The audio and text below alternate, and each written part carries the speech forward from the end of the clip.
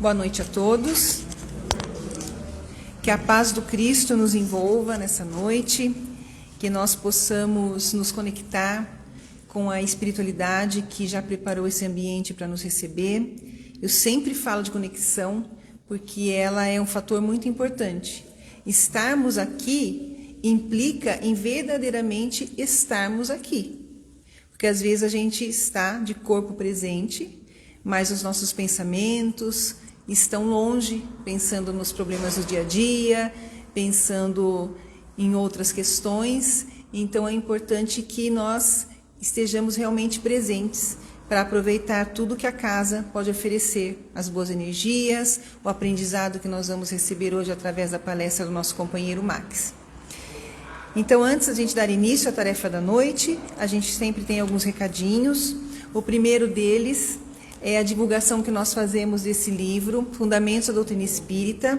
É uma obra de distribuição gratuita, oferecimento da USE Piracicaba, onde ela traz a base da doutrina espírita de uma forma fácil, de uma forma bem lúdica até, para que a gente possa entender, principalmente as pessoas que estão iniciando.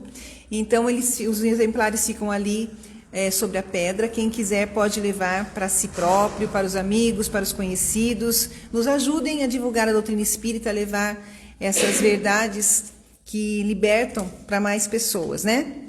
Nós também estamos divulgando esse livro aqui, que o autor é o Álvaro Vargas, que é o presidente da USE Piracicaba. Nós estamos com uma promoção. Esse livro, se vocês forem adquirir em alguma livraria, ele tem o preço de R$ 46, mas aqui na casa ele está sendo vendido por R$ 35, que é o preço de custo dele. O nome é Espiritismo, o que deseja saber.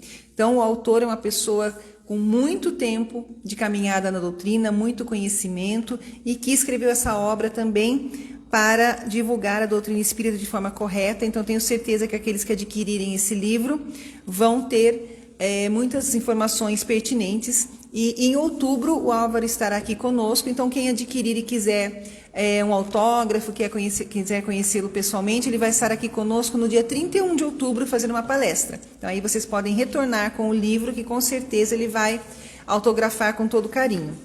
Nós temos também ali disponível, de distribuição gratuita, também esse jornal Arauto, que é uma publicação bimestral da USE Piracicaba, que traz muitos artigos interessantes, muitas coisas que nos esclarecem de forma mais curtinha, que é para a gente ler aqui o artigo, se interessar e se aprofundar mais, procurar nas obras espíritas, procurar aí nas publicações, o que possa complementar os artigos que aqui estão, mas são muito bons.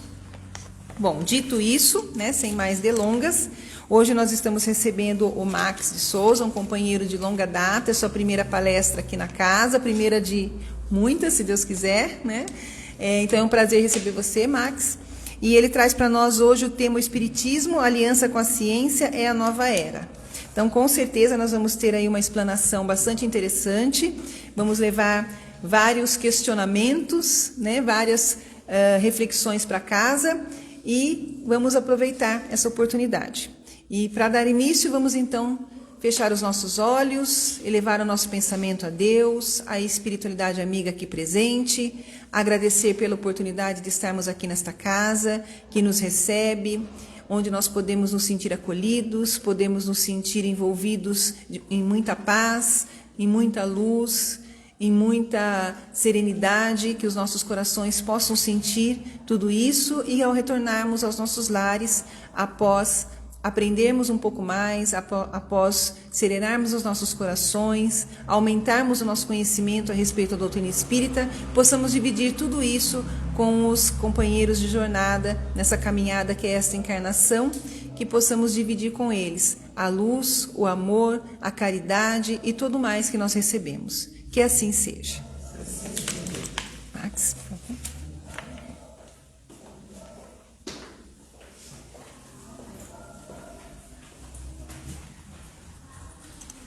Boa noite a todos. Sejam todos bem-vindos a essa casa de paz, de luz e de oração. Eu agradeço a Deus, antes de mais nada, por mais essa oportunidade de estar vindo divulgar a doutrina espírita. E sempre venho falar humildemente perante os trabalhadores da casa, os médiuns aqui presentes e a espiritualidade de luz que orienta o trabalho da mesma, Hoje para mim, por sinal, é um dia bem especial. Eu já havia feito palestras quando era aqui em cima, né?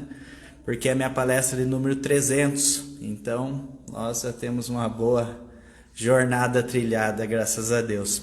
Como eu falei, o tema que eu escolhi para trabalhar essa noite é o Espiritismo, a aliança da ciência e a nova era. O Espiritismo é a ciência nova que vem revelar aos homens, através de provas irrecusáveis, a existência e a natureza do mundo espiritual, bem como a sua ligação com o mundo terreno corporal. Vem nos mostrar que essa relação ela é muito forte e que a mesma não ocorre de maneira sobrenatural. Muito pelo contrário, são forças vivas incessantes da natureza, mas como uma fonte também de multidão de fenômenos até então muito incompreendidos pela humanidade. E é sobre essas relações que Jesus Cristo fez alusão a muitas circunstâncias quando passou por esse mundo de expiação e provas. Por isso, muitas coisas que Jesus não nos disse ficaram inteligíveis e não souberam também explicar futuramente com facilidade, o que gerou inúmeras interpretações errôneas. O próprio Jesus lhe disse: eu não vos disse tudo, mas voltarei para revelar a verdade. A lei do Velho Testamento, ela está personificada em Moisés. Já a do Novo Testamento, a qual nós seguimos, está personificada em Jesus Cristo. E o Espiritismo, nós sabemos que ele é a terceira revelação das leis de Deus através dos preceitos morais de Jesus. E não está personificado em nenhum indivíduo específico, porque é produto e ensinamento que não foi dado pelos homens, mas sim pelos Espíritos, que são as vozes dos céus, que ecoam por todos os cantos da terra e todos os adeptos da nossa doutrina. E isso, de certa forma, nós sabemos que é um ser coletivo, compreendendo o conjunto de seres iluminados no plano espiritual. O próprio Jesus afirmou: há muitas moradas na casa de meu Pai. E assim, atuando e influenciando no cenário terreno, através dos trabalhadores persistentes que passam a divulgar os seus preceitos. Cada um trazendo aos homens os tributos das luzes para fazer conhecer a felicidade que nos espera.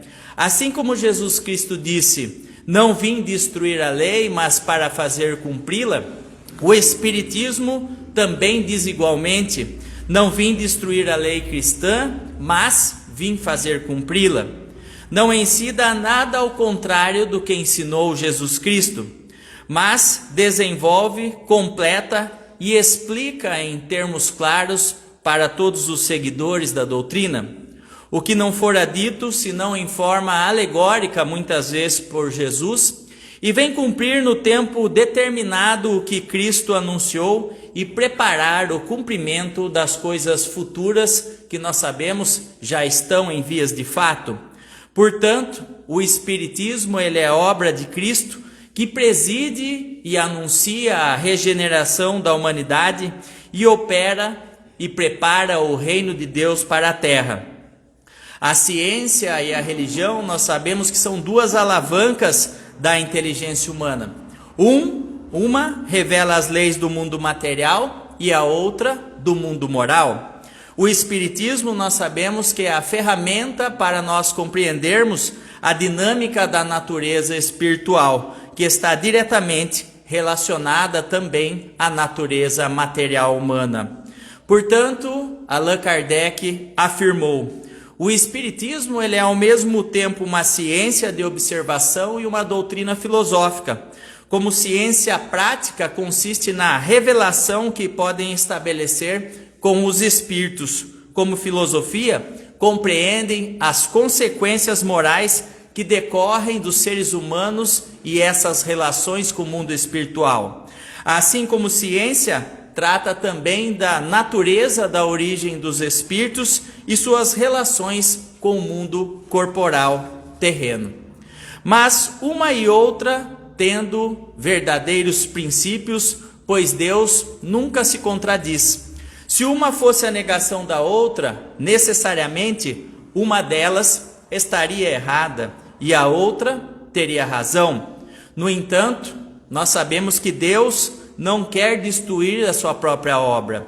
A incompatibilidade que se pensou existir entre essas duas perspectivas de ideias prende-se aos defeitos da observação humana. Até na capa do Evangelho já há uma instrução: espíritas, amai-vos, eis o primeiro ensinamento, instruí-vos, eis o segundo. E o exclusivismo de ambas as partes, daí surge o conflito entre a incredibilidade e a intolerância. Mas é chegado o momento em que os ensinamentos de Cristo devem receber os seus complementos, em que o véu propositalmente vai ser retirado e levantado para que muitas coisas sejam reveladas. O próprio Jesus já havia dito: eu não vos disse tudo. Em que a ciência, deixando de ser materialista, deve também admitir os princípios espirituais. E a religião, deixando de desconhecer as leis orgânicas imutáveis da matéria, também vai se aliar à ciência. E a partir disso, ciência e religião vão se apoiar uma em relação à outra e caminham juntos, se auxiliando mutuamente. Na questão 20 do Livro dos Espíritos nos faz a seguinte orientação: fora das investigações científicas, pode o homem receber a comunicação de ordem mais elevada acerca do que escapa dos testemunhos humanos? E o Espírito da Verdade responde a Allan Kardec: sim, se julgar útil. Deus pode revelar aquilo que a ciência não consegue explicar ao homem. E por meio dessas comunicações que o homem adquire, dentro de certos limites, o conhecimento do seu passado e o seu destino futuro. Então, a religião não seria mais desmentida pela ciência e nós conquistamos um poder inabalável nessa perspectiva, pois estaria de acordo com a razão, como é o Espiritismo. O próprio Allan Kardec já havia afirmado: não há fé inabalável senão aquela que pode encarar a razão de frente. E a ciência e a religião não se entendem ou não se entendiam até os dias atuais, pois cada um encara um ponto de vista, por isso repelem-se muitas vezes mutuamente. Seria preciso algo para preencher o vazio que separava a união para reaproximar essas duas perspectivas. Esse traço de união está no conhecimento das leis que regem o mundo espiritual e suas relações também com o mundo corporal. Uma vez constatadas essas relações pela experiência, nós sabemos que uma nova luz se faz, um novo caminho se abre. Por isso, no capítulo 1 da Gênese, nos faz a seguinte orientação: o Espiritismo e a ciência, eles se contemplam reciprocamente. A ciência, sem o Espiritismo, se acha na impossibilidade de explicar certos fenômenos só pelas leis da matéria. Ao Espiritismo sem a ciência, faltaria então as comprovações feitas pelos nossos irmãos médiuns com contato com o plano espiritual. E o Espiritismo, nós sabemos que jamais será ultrapassado, porque se novas descobertas lhe demonstrarem que ele está incorreto, ele modificará esse ponto. E se uma verdade nova se revelar, ele aceitará. Por isso, o faz o grande. A fé se dirigiu então à razão. E a razão nada encontrou de lógico na fé. E o materialismo foi vencido. Mas nisso e em outras coisas, há pessoas que ficam para trás ou também à mercê dos acontecimentos. E esse movimento é toda a revolução moral que se opera no globo e através do Espiritismo vem trabalhando de forma bem efetiva para transformar a Terra num mundo de regeneração. Após se elaborando durante 18 séculos, ora tange o cumprimento de uma nova era para a humanidade.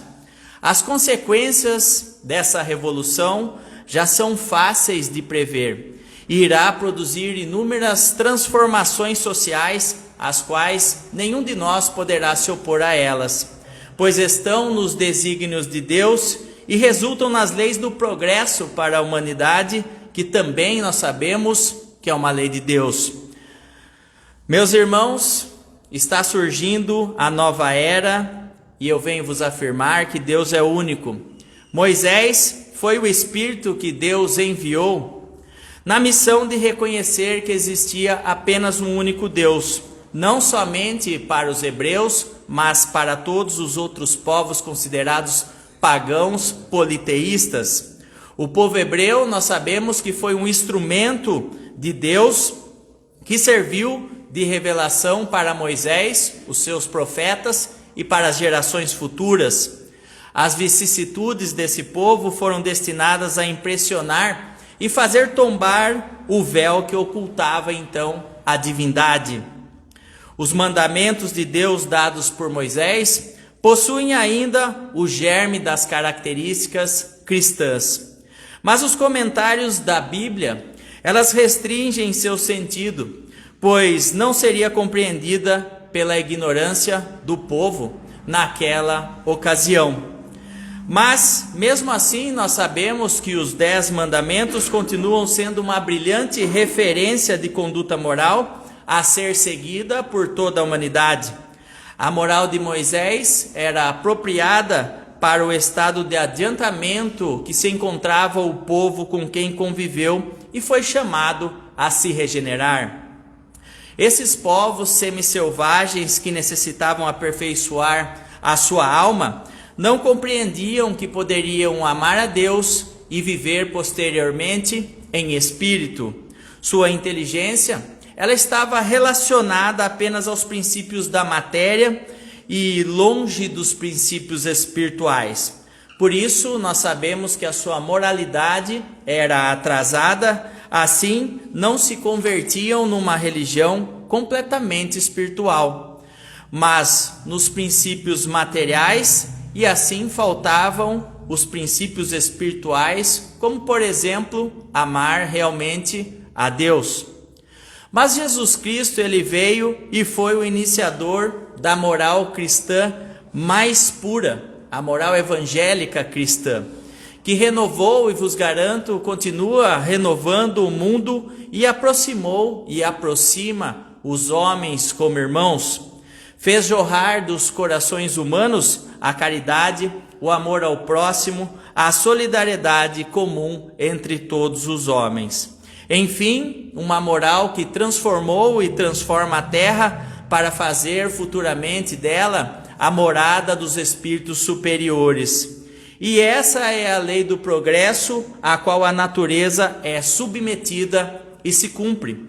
E o Espiritismo, nós sabemos que é a alavanca pela qual Deus se serve para a humanidade avançar moralmente através dos preceitos morais que Jesus veio nos trazer.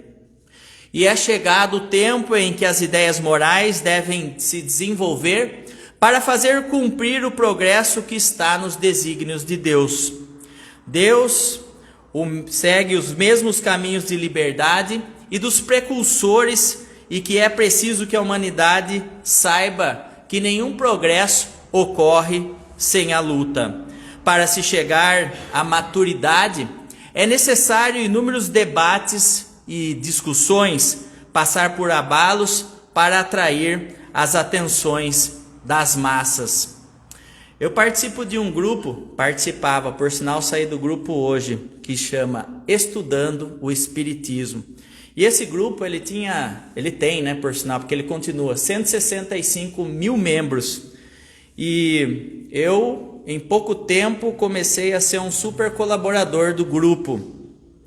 Mas eu percebi que muitas pessoas que entravam no grupo eram para, de certa forma, atacar as pessoas do grupo, ou mesmo pessoas do grupo se atacando.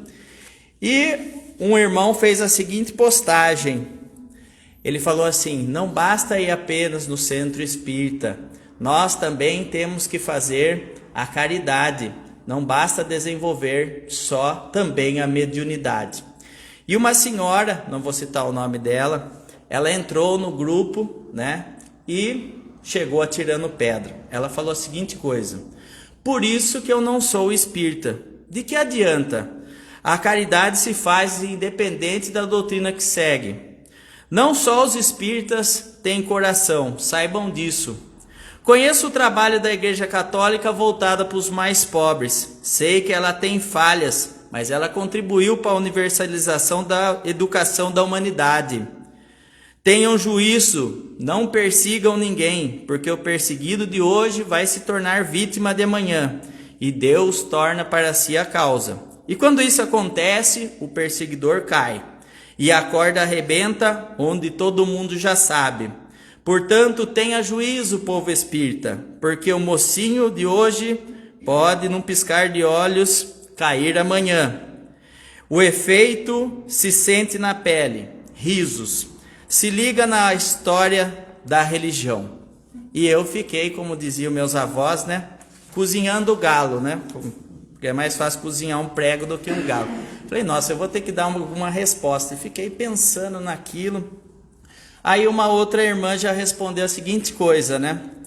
De onde veio isso? Ninguém é obrigado a ser espírita, minha irmã. Mas por seu texto, a senhora sequer tem apreço para a nossa doutrina. Então, o que faz aqui nesse grupo? Só destilar palavras que nada têm a ver com o post? Se a senhora não gosta do espiritismo e mesmo assim entra para comentar e acusar as pessoas, quem está perseguindo quem mesmo? E aí eu fiz a minha resposta embaixo porque eu também não aguentei, né? Eu falei, vou ter que falar alguma coisa, né? Não é possível isso daí, né?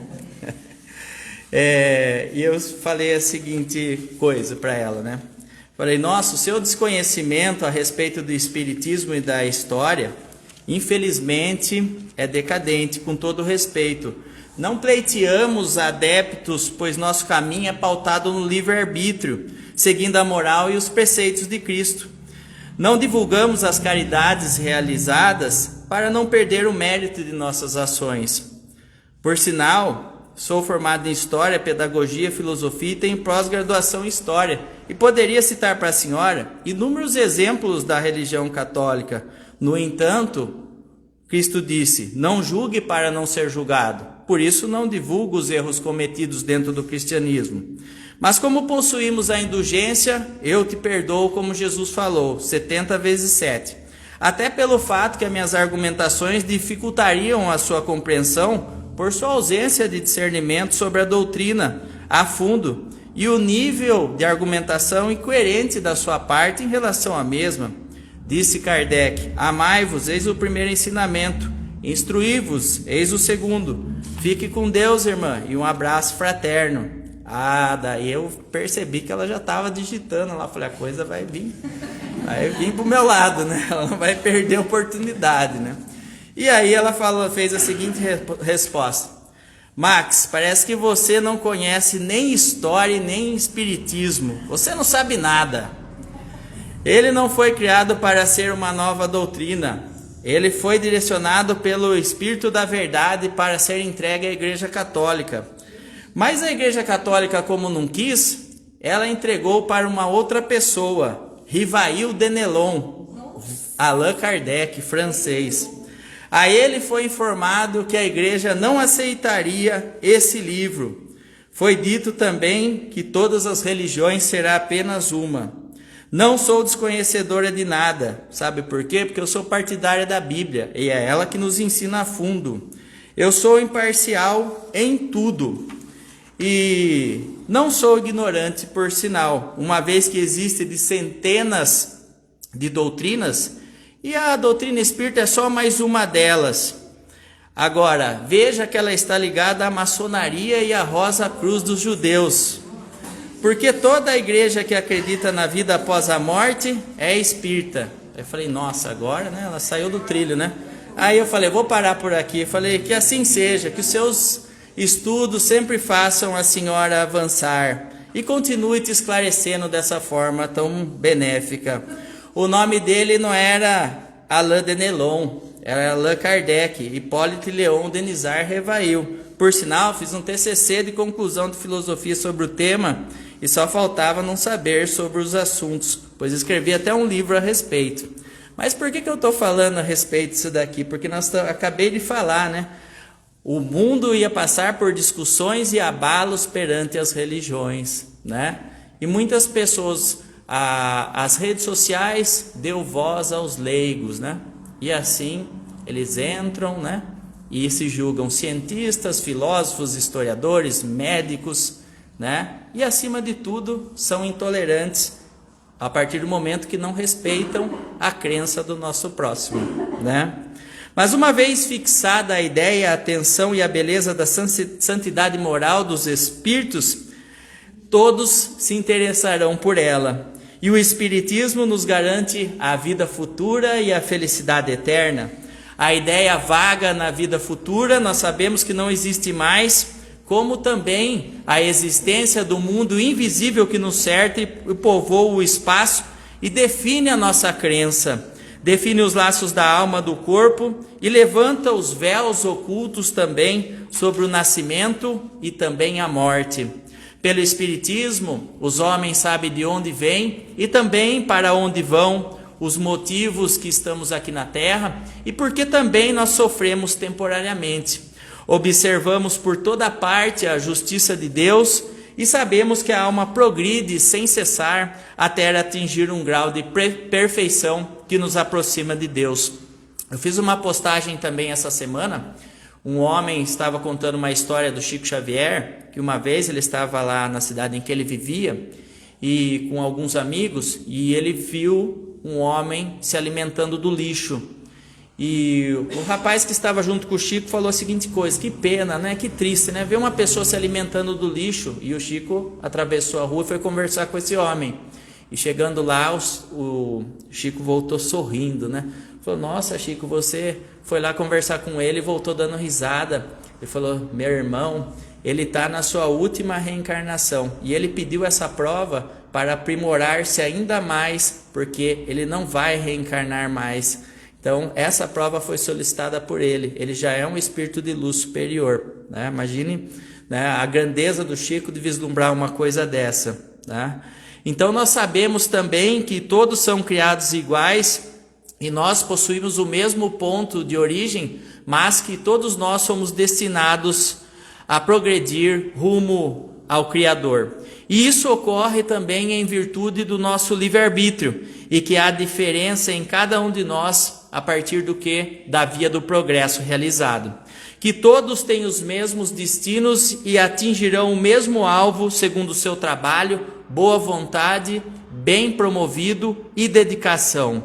Sabe que Deus não favorece ninguém e não há dispensa do trabalho na realização de inúmeros progressos, e que não existe seres completamente destinados ao mal e sofrimento, mas sim os espíritos imperfeitos rumos às vias de progresso e perfeição, sem que nenhum tenha mais vantagem do que outro, pois todos somos filhos de Deus e nós sabemos que pertencemos à sua obra. Moisés, nós sabemos que abriu o caminho e Jesus continuou, deu forma e lapidou, e o Espiritismo irá concluir essa obra.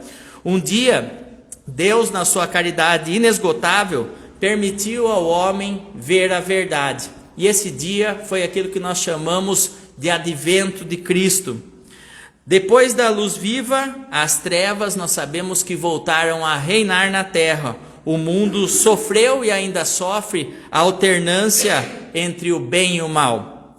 Então, semelhante aos profetas do Velho Testamento, os espíritos de luzes vêm nos advertir. O mundo está abalado, mas nós devemos ser firmes e perseverantes. O Espiritismo é a ordem divina que repousa sobre as leis da natureza, e é por isso que nós sabemos que tem objetivo extremamente grande e útil. Nosso mundo se perdia e a ciência se desenvolveu em detrimento dos interesses morais. E em tudo nos conduzia ao bem-estar material e destinava-se em detrimento aos espíritos das trevas. Os cristãos devem saber que o coração o amor, a caridade devem também caminhar unidos à ciência. E o reino de Cristo, apesar de tantos mártires, ele ainda não chegou. Por isso elevemos o pensamento naquele que deseja nos salvar. Tudo é mais fácil para quem crê, ama, pois o amor, nós sabemos que ele é uma alegria infalível. Por isso vamos levantar a nossa memória, porque nós sabemos que a tempestade chegará para não sermos derrubados. A revolução que se prepara, antes de tudo, é mais moral do que material nesse plano. Os grandes espíritos, que são os mensageiros divinos, vêm nos inspirar a fé em todos. Obreiros esclarecidos ardentes, as vozes atingem sempre os nossos ouvidos. Allan Kardec já dizia: os espíritos vêm através da nossa consciência nos dar bons conselhos, mas como tem o livre-arbítrio, muitas vezes nós optamos pelo mau caminho e aí colhemos as consequências. Nós somos grãos de areia, mas nós sabemos que sem grãos de areia não se fazem montanhas. Somos pequenos, mas que cada um cumpra a sua missão perante o seu trabalho. A nova cruzada começou, mas nós sabemos que essa cruzada, ela é do bem. Caminhemos sempre para a frente, e a lei do novo mundo é a lei do progresso moral que Jesus Cristo veio nos dar a referência. E os espíritos se manifestam por todas as partes, e nós temos razão para afirmar isso daí. A cristandade, ela tem sólidos alicerces, e muitos deles foram arrancados do paganismo, da impiedade e da mais profunda verdade que Jesus nos trouxe. Quando em meios aos nossos excessos, sentiu na alma estranhas vibrações, que nos traz de vez em quando de volta a si mesmo. A felicidade, vos garanto, não está nos prazeres da terra. A felicidade na terra é o ópio que nós buscamos dos mais ardentes desejos. Jesus, quando apareceu para Saulo de Tarso no deserto de Damasco, ele afirmou: por que me persegues? E ao se converter como apóstolo Paulo, desde então tornou-se um dos maiores divulgadores do Evangelho. E disse a seguinte frase, que deve ser uma referência para nós: não sou eu mais quem vive, mas Jesus Cristo vive em mim. Não basta só viver, mas acima de tudo colocar em prática aquilo que Jesus nos ensinou. E ele deixou essas eminentes palavras a partir do espírito profético e não anunciou além daquilo que Jesus havia falado, principalmente sobre as revelações que nos aguardam a respeito da vida futura. E é por isso, com a divulgação da verdade espírita, que ele outrora fez ardente propagador, e continua a multiplicar assim todos aqueles que clamam por essa verdade, até sucumbir nas mãos dos romanos, como aconteceu no caso de Jesus. Quando Jesus foi colocado na frente de Pôncio Pilatos perguntou a ele: tu és rei dos judeus? E Jesus respondeu: sou rei, mas meu reino não é deste mundo. Se fosse desse mundo, a minha gente teria combatido para impedir que eu caísse na mão dos judeus, no caso, o líder Caifás. Pilatos disse: então, é portanto rei? E Jesus replicou: tu dizes que sou rei, nasci para dar o testemunho da verdade. Todo aquele que ouve a verdade, ouve a minha voz, que emana através do meu Pai. Por essas palavras, meus irmãos, Jesus designa claramente a vida futura, que apresenta todas as circunstâncias com o fim que se destina à humanidade, e que deve ser o objetivo das principais preocupações dos homens aqui na terra. Todas as suas máximas estão relacionadas a esse grande princípio. Sem a vida futura, a maior parte dos preceitos morais não teria nenhuma razão de ser. Por isso, nós que cremos na vida futura, começamos a imaginar que ele não fala na vida presente. não compreendemos os verdadeiros preceitos, reduzimos então o nosso ser à poeira. Portanto, esse dogma pode ser considerado o eixo central de Jesus Cristo. Assim é colocado também como um dos primeiros pilares, encabeçando a sua obra, que deve ser o alvo de todos os seres humanos aqui na terra. Só ele pode justificar todos os absurdos que ocorrem na vida terrestre, de acordo com a justiça de Deus. Os judeus, eles eram incertos em relação à vida futura. Acreditavam muitas vezes em anjos e consideravam serem privilegiados pela criação, mas não sabiam que os homens viveriam em espírito após a vida terrena e não sabiam que poderiam partilhar dessa felicidade. Para eles, a observação das leis relacionava-se com os bens terrenos e a supremacia de uma nação sobre a outra. As calamidades públicas, segundo essas leis, ocorriam em desobediência às leis de Deus. Um povo pastor que Jesus conviveu, bem ignorante, que devia comover-se apenas com as coisas terrenas. Mais tarde, Jesus veio revelar para todos que existe outro mundo e que a justiça de Deus segue o seu curso. E esse mundo que Jesus promete para aqueles que observam os seus preceitos e os colocam em prática, mas que somente aqueles que são considerados justos receberão então essa recompensa. Esse mundo é o seu reino e lá está presente toda a glória que retornaremos quando deixarmos a terra. Jesus, entretanto, conformando os seus ensinamentos aos estados dos homens de sua época, acreditou que não deveria transmitir para eles a luz absoluta, porque também não iriam compreender, que vislumbrariam sem esclarecê-los, pois não compreenderiam.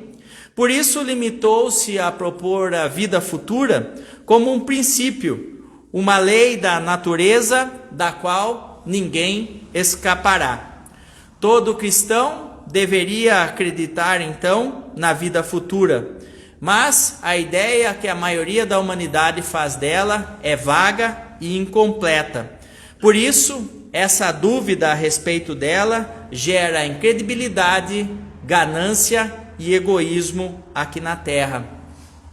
E o Espiritismo, ele vem complementar nesse ponto e muitos outros pontos os ensinamentos de Cristo, ajudando a humanidade que já está um pouco mais madura para conhecer as verdades.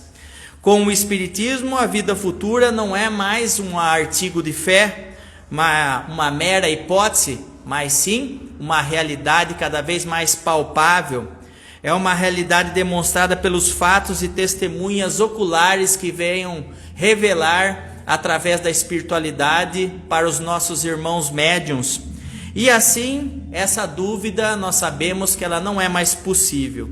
Até mesmo as mentes mais atrasadas conseguem já vislumbrar essa perspectiva. As descrições da vida futura e da existência feliz ou infeliz são tão racionais que podemos quase apertar com nossas mãos, porque isso é a justiça de Deus, bem como a realeza de Jesus. Por isso, o reino de Jesus, nós sabemos que não é desse mundo. Sua realeza não corresponde às monarquias terrenas, cujo tempo ele tem um prazo determinado. Seus ensinamentos seguem as ordens do progresso e das leis morais que influenciam todo o desenvolvimento humano. A realeza de Jesus, nós sabemos que é imperecível, enquanto a realeza dos homens é um jogo de poderes e vicissitudes extremamente temporárias. A de Jesus é abençoada. A dos homens muitas vezes é amaldiçoada pela ganância, pela ambição e pela cobiça. E essa realeza terrestre tem um fim quando a vida se acaba. A realeza moral de Jesus governa esse mundo e, sobretudo, após a morte, que na perspectiva de Jesus, nós sabemos, que é a verdadeira vida. Nesse aspecto vos pergunto, Jesus não é um rei mais poderoso entre todos os reis que já passaram pelo plano terreno? Por isso afirmou a Pilatos, sou rei, mas meu reino não é desse mundo. A ideia clara e precisa da vida futura dá aos homens uma fé inabalável do porvir dessa vida. E essa fé tem enorme consequência moralizadora nos homens, pois muda o conceito da humanidade em relação à nossa vida terrestre.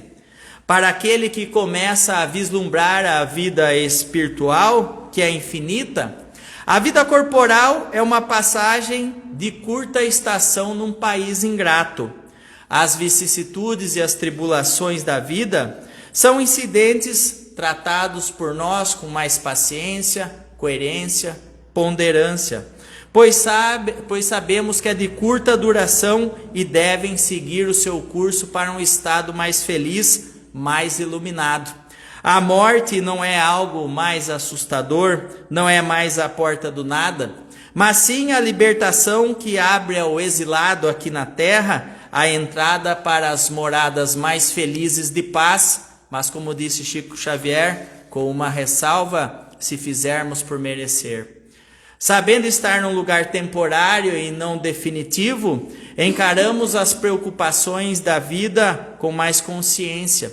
E disso que se resulta a calma de espírito que abranda as nossas amarguras. Pela simples dúvida a respeito da vida futura, o homem leva os seus pensamentos direcionados aqui na terra, tentando viver para si o melhor possível. Incerto sobre o que está por vir, ele dá tudo de si pelo presente, pois não consegue vislumbrar que existe uma vida melhor que na terra. E como uma criança, ele se apega ao seu brinquedo. E quando o perde, é uma frustração sem limites. Um grande engano dessa parte. Uma esperança desiludida, uma vaidade ferida, tormentos que se faz para muitos homens uma angústia presente aqui na terra, pois todos os instantes são umas torturas porque querem sempre mais. Fixando seu ponto de vista pela vida terrestre, no centro da qual está colocado tudo ao seu redor em vastas proporções, o mal que atinge como o bem que o compete aos outros, tudo o que é da terra, aos seus olhos, possui grande importância.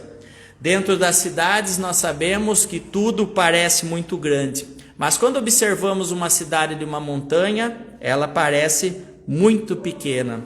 Assim ocorre com quem encara a vida terrestre do ponto de vista da vida futura. A humanidade, como as estrelas, se perde na imensidão do universo. A humanidade percebe então que se confunde como se formigas no monte de terra, que os proletários e patrões de hoje são da mesma estatura no plano espiritual, e assim passam-se a lamentar quanto foi efêmera a sua luta para a conquista desenfreada dos bens materiais aqui na terra, o ponto que eleva tão pouco ou quase nada no plano espiritual. Muitos pobres da terra são riquíssimos no plano espiritual, e muitos ricos da terra são paupérrimos nesse plano. E é aí que os bens terrenos perdem a importância aos bens espirituais, pois estão de forma inversa em relação à vida futura. Nossos sentimentos e ações comandam onde estaremos no futuro. E é por isso que a vontade, a persistência e o merecimento andam de mãos dadas. Quando o servidor está pronto, o trabalho chega, disse nosso irmão Chico Xavier. Se a humanidade não desse importância a tantas coisas da terra, tudo estaria em perigo, porque não haveria progresso. Todos os homens sempre lutaram para o seu bem-estar. Quem entre nós, se enfiar um espinho no seu dedo, não irá tirar? Ninguém, contando um espinho em sua mão, deixará inflamar. O instinto humano da própria conservação e do progresso faz parte da natureza dos homens. Portanto, os homens trabalham muitas vezes por necessidade, por gosto, por dever, por cumprimento a partir dos desígnios da providência. Todo merecimento futuro se conquista através do trabalho. Por isso, toda forma de servir é a verdadeira bênção. Só aqueles que vislumbram o futuro espiritual podem atribuir ao presente uma importância extremamente relativa. E mais facilmente passamos então a nos consolar com os fracassos e com os entraves na vida, com a certeza que essa vida espiritual futura nos aguarda. Deus não condena o uso dos bens terrenos e do desfrute para a felicidade humana, mas sim o abuso desses bens quando causa prejuízo para a coletividade. Fico pensando nessa perspectiva nos nossos irmãos políticos. A cada assinatura matam inúmeras pessoas em nome da ganância exacerbada. E contra o abuso dessas pessoas, aplica-se então a fala de Jesus: meu reino não é deste mundo. Aquele que se identifica com a vida futura, assemelha-se um homem que perde a sua fortuna sem se perturbar. Aquele que dirige o seu pensamento à vida terrena, é como um homem pobre que perde tudo o que possuía e cada vez mais ele se desespera. O Espiritismo, ele alarga o pensamento humano, ele abre os horizontes da humanidade e, em lugar de uma visão estreita e mesquinha que se concentra na vida presente, fazendo na Terra uma concepção frágil para o futuro eterno dos homens que nos aguarda, demonstra e abre as portas para a verdadeira vida e o conjunto harmonioso e grande que é a obra do Criador. Mostra que a solidariedade que liga o nosso mundo ao plano espiritual, todos os seres desse mundo e os seres de todos os mundos, a partir do momento da criação, do nascimento e também do desencarnar. E essa solidariedade das partes explica o inexplicável, e esse conjunto que no tempo de Jesus os homens não poderiam ter compreendido. Por isso, ele deixou para ser reservado esse conhecimento para o nosso tempo. Não é à toa que o Espiritismo nasce no século da ciência. Quem melhor do que nós para compreendermos a verdade da fala de Jesus? Meu reino não é deste mundo. O orgulho e a ganância fizeram com que a terra se perdesse. E o Espiritismo nos mostra, então, o vazio dos reinos terrenos e que a realeza de Jesus não corresponde a essa inferioridade. Eu sempre concluo a palestra com aquilo que eu chamo de história de vida, e eu peguei uma carta mediúnica muito interessante, que é de uma rainha da França, né? E essa carta, ela está em umas obras do Espiritismo. E para tornar essa lição mais produtiva, essa passagem termina com uma descrição da rainha da França através de um médium francês, num depoimento em 1893. E a rainha fala o seguinte: eu era entre os homens rainha. Rainha eu acreditava que seria no reino dos céus. Mas que decepção, que desilusão, que humilhação. Quando em lugar de ser recebida como uma soberana, vi acima de mim, mas muito acima de mim, homens que eu acreditava que eram pequenos e que eu pisei em suas cabeças e que desprezei, pois não eram de sangue nobre. Então compreendi a esterilidade das honrarias e das riquezas e dos bens terrenos e das grandezas que muitos buscam de forma desenfreada na terra. Para se separar um lugar aqui nesse reino, é preciso abnegação, humildade, caridade em toda a celeste prática, benevolência e amor ao próximo acima de tudo, bem como a caridade. Não vão vos perguntar quem foste, qual cargo ocupastes, mas o bem que fizestes na terra, as lágrimas que enxugastes. Jesus havia dito que seu reino não era no plano terreno, agora creio nisso, pois é preciso sofrer para chegar no plano espiritual. Os degraus do trono, vos garanto, não se aproximam dele. São atalhos mais penosos da vida que para lá conduzem. Portanto, procurai a estrada do plano espiritual entre os abrolhos e os espinhos e não no meio das flores. Os homens correm atrás dos bens e das riquezas terrenas como se pudessem guardá-los para sempre. Mas que grande ilusão! Logo percebem que se agarram a uma sombra e negligenciaram os únicos bens sólidos e duráveis aqui, os únicos que têm proveito na celeste morada, os únicos que podem abrir o acesso a ela. Tende piedade daqueles que não ganharam o reino dos céus. Ajudai-vos, pelo amor de Deus, com vossas preces, pois a prece reconcilia o homem ao Altíssimo. E esse é o traço de união entre o céu e a terra. Não se esqueçam disso, meus irmãos. Eu agradeço a paciência de me ouvirem e desejo uma ótima semana a todos. Muito obrigado. Que assim seja.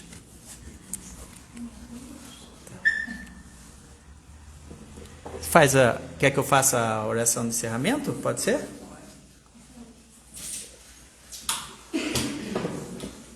Vamos fechar os nossos olhos, elevar o nosso pensamento a Jesus e a espiritualidade que orienta os trabalhos dessa casa.